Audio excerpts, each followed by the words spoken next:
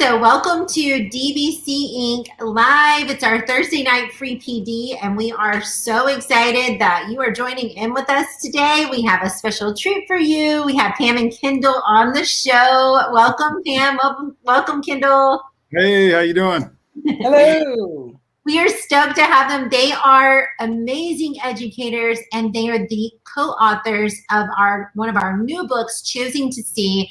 This is a book that every single one of you needs to have in your professional library, even if you don't teach math. I know it's specific to math, but it works for anyone. It's a fantastic framework for equity in the math classroom, and I find that this framework really just works anywhere. It's amazing. So Pam and Kendall, I would love for you to begin to introduce yourself. Tell us a little bit about who you are, what you do for anybody that doesn't already know that. And as they are introducing themselves, please do tell us who's here tonight, where you're joining in from. I know it's the end of the school year, so attendance might be a little low. You might be watching this on the playback. That's fine. Leave us a comment. We're going to be giving away a free book to one of the lucky comments over in the comment section. So get those comments rolling in. All right, Pam, I'll start with you. Go ahead and introduce yourself. Tell us a little bit about you and what you do. Okay. So I will say I'm a veteran educator. I've been teaching or in education for over 30 years. I am a wife. I've been married for over 30 years. I am a mother of 4 adult children. I have currently the math coordinator in Griffin-Spalding County Schools, which is just south of Atlanta, Georgia. And I'm also the owner of Seda Educational Consulting, where we sell the math card game, the Vang game. And of course, I am a co-author of this book, Choosing to See. Well, we are pumped to have you on the DBC team and have you here with us live tonight. Kendall, go ahead and share a little bit about you, who you are, and what you do. Y'all, I'm not seeing the comments, so I'm not really sure what's happening. I am going to double check and make sure that we're actually live, and we're not just talking to each other. But go ahead, Kendall, go ahead and introduce yourself. And then if you're joining in, please do leave us a comment over in the comment section. Let us know that you can hear us. Tell us who you are and where you're from. All right, go ahead. So my name is Kendall Brown, and like Pam, I am a husband and a father. I have 2 children, 2 teenage young adult children. I've been in education over 30 years, similar to Pam. I began my career as a middle and high school mathematics teacher for 13 years in the LA Unified School District. And I've been doing professional development for the last 25 plus years. I'm currently the executive director of the California Mathematics Project, and we are a statewide network of professional development organizations, and we provide professional and leadership development for K-12 teachers of mathematics across the state of California. Awesome, man. So excited, Kendall, to have you on the DBC team too. We just are honored to have your work, to be able to share your awesome work with all of the world, literally. So we have Choosing to See. I know that some of our listeners may already have Choosing to See, but if they don't, and if you were to summarize Choosing to See before we dive in our content tonight, what are you hoping the readers would gain from this book? And I'll start with you, Kendall, this time. What are you hoping the readers would gain from Choosing to See?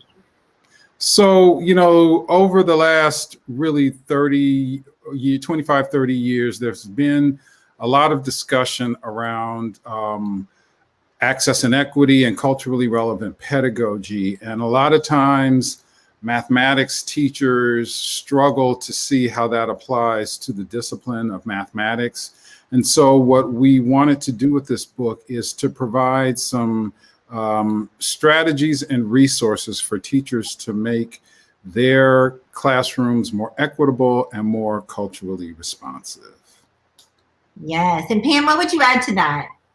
So I would just add to, as a classroom teacher, we can be so overwhelmed with so many things.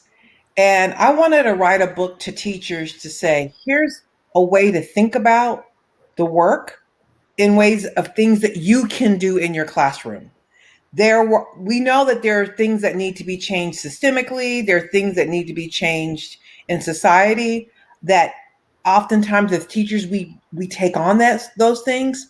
But I wanted us to write a book that's to teachers to say, I want to make a difference. And these are things that I can do in my classroom. And I feel like this book does exactly that. It's so practical. It's so relatable. And you guys just did a fantastic job of making it a resource that people can take and apply tomorrow, literally. So, and change the lives of students, literally, in their classroom and those that they get to serve. So thank you so much for writing Choosing to See and thinking about us in that way as educators and giving us this resource that will help to make everyone feel included and valued. It's just amazing. So I know that we jump on these lives and we love to share just practical ideas and things like that people can take and use. And I know it's the end of the year, friends, I get that, but I do think the topic tonight is just incredible. These two have talked a little bit about this idea of warm demanders who have high expectations and how to make standards aligned with math tasks culturally relevant. That was kind of something we talked about before, like that you might want to be your topic tonight. Are you guys still steering in that direction? Or you can lead us in any direction, honestly. We're excited to learn from you tonight. I'm going to let these two take the show. And yeah, if you have comments, remember every single comment over in the comment section is going to enter you to win a free book, even if you're watching this on the playback. So don't be shy on those comments over there. All right, I'll just let you guys just take it away. So I can start with the culturally relevant tasks. And as Kendall said, oftentimes as math teachers, we really struggle and say, how do I take this abstract content and connect to the culture of my students? So one of the things I suggest is don't try to recreate the wheel. Like, don't start from scratch. There are a lot of good, rich math tasks. So let's make sure that we start with tasks that are mathematically rich. And some people ask me, what are some sources I go to? You know, there's the low floor, high ceiling tasks. There's open middle. There's illustrative math. There's achieve the core. You know, there are even good, solid problems in Engage New York and even with your textbook. So start with a good task. And then what I have found is the next step that you can go is, change the names in some way. So oftentimes, this is my good friend, Gina Rivera. She talks about how if there's a task that has to do with NASA and astronomy or something like that, then what you can do is you can ask your student when you're talking about the problem, you say, okay, who in here is interested in astronomy? Somebody raises their hand. That's whose name you put in that problem. So that's one way that you can connect your kids to that problem. I like that. And then, so, that's just a baby step, but that's a place to start. I used to put my own students' names, especially on tests, because there's always so much anxiety around those tests. So when they saw their own personal names in tests, it helped just kind of take a lot of that anxiety and stress away. Or they would see the names of their classmates. And I would literally see, they're taking a test and they're like, pointing, because they would see their classmates' names on the test. And then after that, the next step would be just change the context, leave the math the same, but change the context. So one of the things that we did in the book, there was a problem. It was just a 2-step word problem that involved addition and multiplication. I think it was a 3rd grade task. And it had something to do with kids building birdhouses. Well, I don't know how many of your students built birdhouses, but I don't recall that was something that I ever did as a kid. And so Kendall and I were talking about, well, what are some engaging contexts? And so we actually found that history and social studies is a very ripe place to bring in contexts that engage our kids. So we talked about the bus boycott, the Montgomery bus boycott, and that there was the first person to not give up their seat during this boycott was not actually Rosa Parks, but was actually a 15-year-old girl named Claudette Colvin. And so, you know, teenagers would like that. Kids look up to teenagers. And so just things like that, where we just changed the context. The math was identically the same. We did not change the math, but we changed the context and made it engaging. And then the last step we would say take is try to maybe sometimes ask your students then, okay, what can you do with this information? Why might someone need this information? How might it be useful to do something with outside of the classroom? I like that. So awesome. And so relevant, right?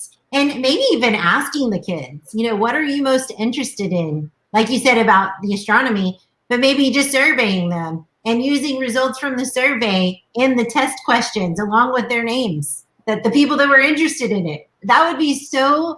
And like you said, the math is still the same. You're just changing the context of the word problem and making it a little more exciting, first of all, to take the test, and then also keeping it super real with them, you know, because I always wondered why, you know, somebody would buy 65 watermelons. Like, is that even possible? Like, how would you even carry them? I don't understand it.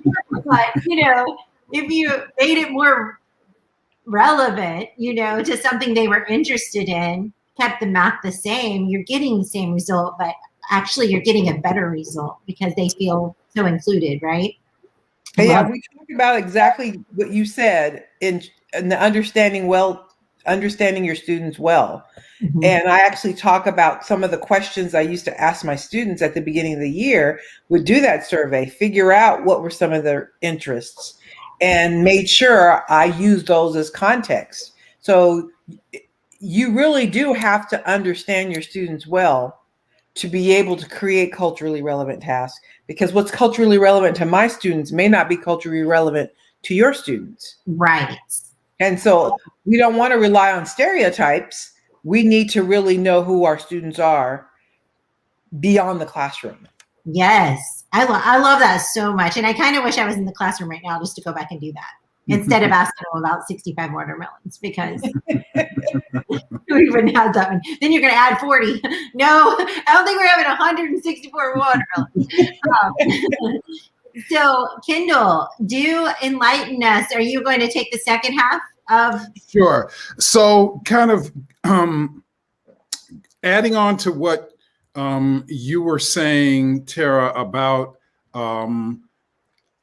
getting to know your students, interviewing your students. You know, one of the projects that I've been involved in over the last 3 to 4 years has been lesson study, and with an equity focus. And so one of the things that we've been doing as part of that equity focus is that we're really trying to look at student agency and identity. And so what we have teachers do is choose 3 to 4 focal students in their classroom that may be struggling with the content that they want to know more about. And they conduct these empathy interviews where we're really trying to get at their agency and their identity, trying to get their perspectives about what they think mathematics is. What do they think a student who's successful in mathematics looks like and does, right? How do they work on a challenging mathematics problem? Whether or not they feel that they can get better at mathematics, and then how they and their family might use mathematics in their daily lives. And so while we're using that as part of a larger lesson study process, any teacher in their classroom can identify 3 to 4 students, conduct these empathy interviews, and then take the information that they've used in these interviews to design lessons to meet those students' specific needs. And what we found is that the process of a teacher choosing a focal student and interviewing them lets the student know that the teacher cares for them, that they're interested in what they think and how they feel. And we've seen these focal students really turn around in terms of their performance and their attitudes about mathematics, right? So I feel like that is a practice whether or not you're involved in a full-blown lesson study cycle or not, every teacher can choose a group of students that they want to study more about, take the time to interview them, and then use the information that they've learned from that interview and incorporate it into the instruction. Empathy interviews, that's impressive. I love it. And like you said, it works for any content area. Like that is just good, great practice. And so how many students, tell me a little more, like how many students are in the focal group? Do you try to eventually get to all your students, or like in the high school area, I'm sure you probably couldn't. So usually in our lesson study teams, we have 3 to 4 teachers. And so each teacher is going to identify 3 to 4 focal students in their classroom for this particular lesson study cycle. Now, only one of the teachers is actually, their classroom is going to be used for the lesson. But the teachers use those interviews to write assets-based descriptions of the students. And then they take those assets-based descriptions and they actually design the lesson. So no matter which teacher is teaching the lesson, they've all designed it with those focal students in mind. And then as they're observing the lesson, they're paying attention to how the focal students engaged with the mathematics. And then in the post-lesson discussion, they're able to have a conversation about how those focal students engaged in the lesson and what they might do differently next time and how they're going to use that information in their future teaching. I love that. So I'm wondering, and I'm curious, sorry, I'm like learning alongside the listeners today. But I'm curious, do you think it could be beneficial to do some type of empathy survey for all your students? I mean, I know you couldn't possibly design all your lessons around every single aspect of every student, but have you tried that, or do you feel like that would be worth people's time? So what we do is similar to what Pam was saying, all the students are surveyed. Yeah. And then the teachers look at the surveys and they use those surveys to decide which students they're going to choose as focal students that they'll go a little bit more in depth with. And so they have the data for all their students, and then in the next cycle, they may choose a different set of focal students. Yes.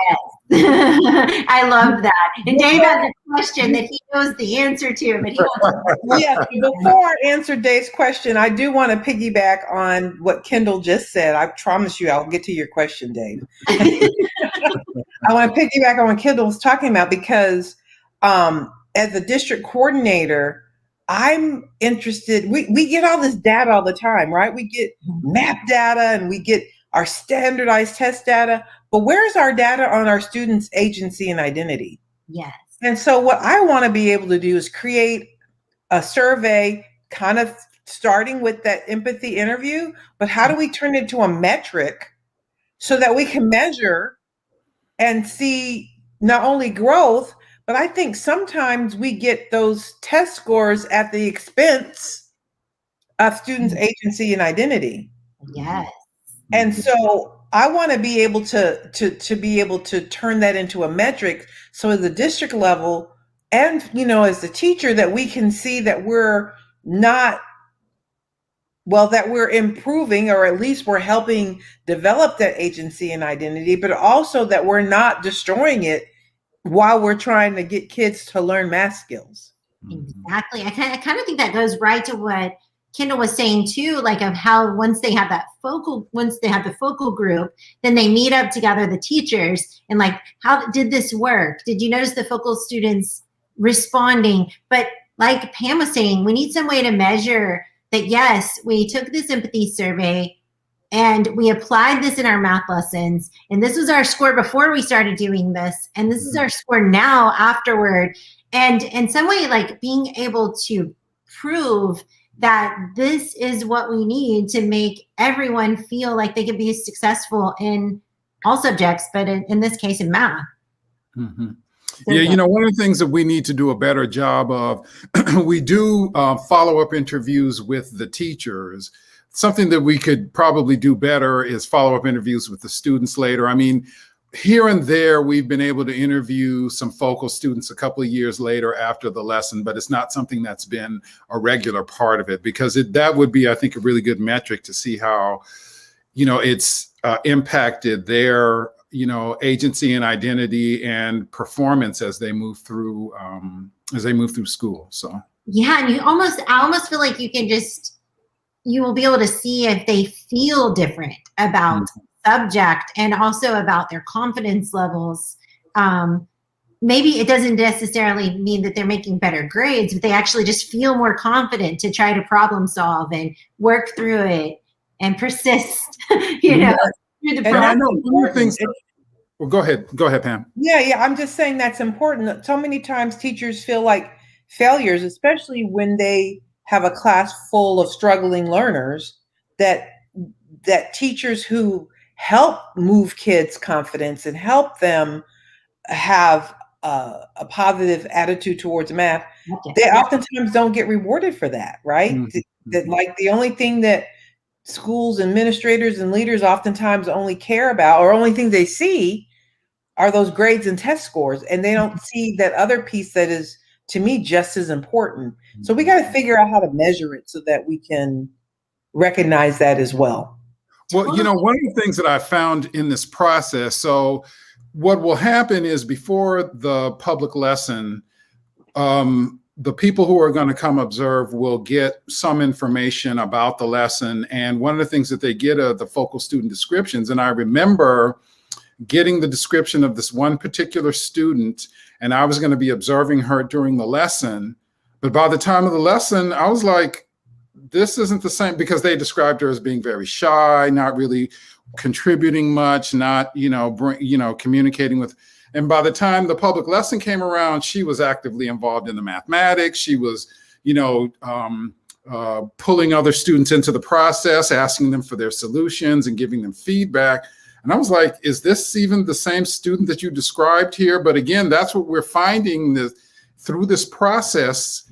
It's helping to build the student's agency, right? Getting that attention from the teacher and the lesson being designed with their needs in mind is having that. So that's one kind of anecdotal metric that we have, but we need to figure out a way to systematize it better. Yeah, I'm wondering, like, I love data too, by the way. I'm just a nerd all the way around.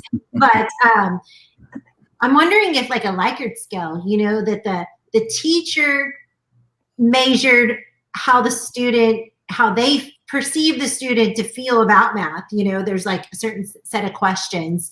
The student also takes that at the onset, along with the empathy survey, right? As part of it, maybe. And then at the end, the teacher says what they perceive the student, how they perceive the student to feel about math and that Likert scale.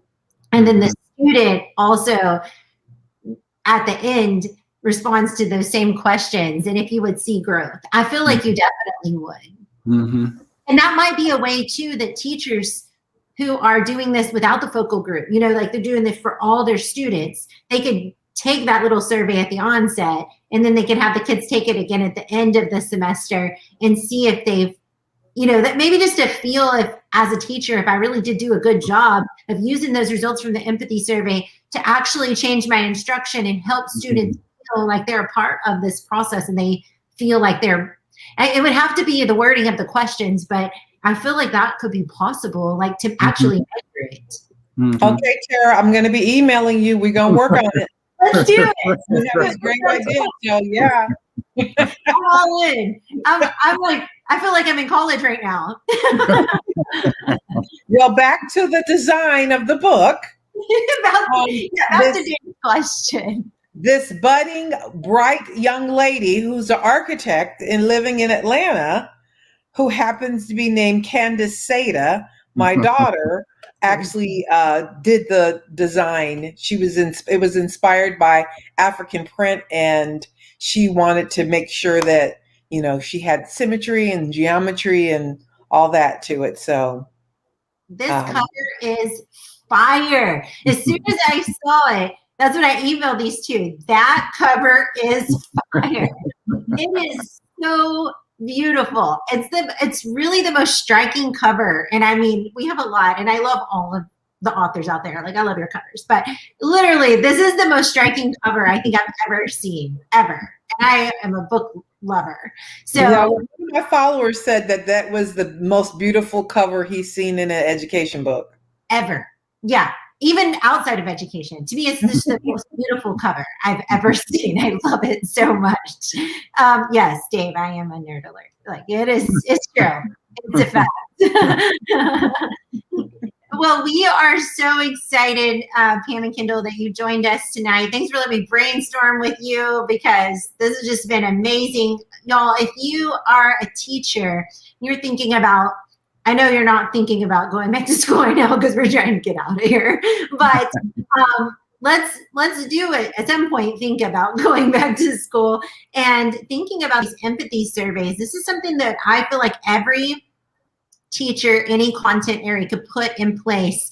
And I honestly feel like there's some type of questions with a Likert scale at the bottom that we could put a part of that survey that we can measure our success of actually building in the things that our students are interested in, or stuff that makes them feel included into any subject area, especially math, where it's a lot of times a place where students don't feel successful. So pick up Choosing to See if you haven't already. It is amazing. This is just a little taste of what you can get out of this amazing book. So Pam and Kendall, if all of our listeners and those listening on the playback want to follow you or find you on social media, where can they go to find you? So go ahead. Go ahead. I'm on Facebook, Kendall Allen Brown. I'm on LinkedIn. I think it's just Kendall Brown. And then I'm on Twitter, at Kendall AB. Awesome. Pam, what about you? And I'm on Instagram and Twitter at Pam Seda 1. And Facebook is Pamela Jones Seda. I want my high school friends to be able to find me. Yeah. Jones is my maiden name, Pamela Jones Seda. And I'm on LinkedIn, and I'm like Kendall. I don't remember I'm Pamela Seda. Just probably Pamela Seda. You will see her beautiful picture on there. You are sure to find her. Thank you so much for joining us tonight in this engaging conversation. I'm excited to hear what people say on the playbacks too, as they are implementing empathy surveys in their future. And then if you are looking for the book, we do have it linked above and below this video, depending on where you're watching. And remember, we will be giving one away. We'll probably leave this up all day tomorrow for comments, because I know a lot of people are getting out of school and it's just a crazy time of the year. Want to give other people a chance to watch it. You can comment on YouTube or on Facebook to enter that contest. We'll be giving away one Choosing to See, but if you're not the lucky winner, no worries. Just go up or below and click the link and order your copy, because you will want this as a part of your professional library. It looks like Dave has dropped the links to their contact information over in the comments on Facebook. So if you're looking for those, please do go follow these incredible educators, and you're sure to be inspired by the amazing content they're sharing. So thank y'all for joining me tonight. Thanks all the listeners for joining us tonight. And we hope you have a wonderful rest of your year. And remember, when we are starting back in the fall, let's make sure that we include all of our learners in the content. So thanks, everyone. Have a great night. Bye-bye. Bye.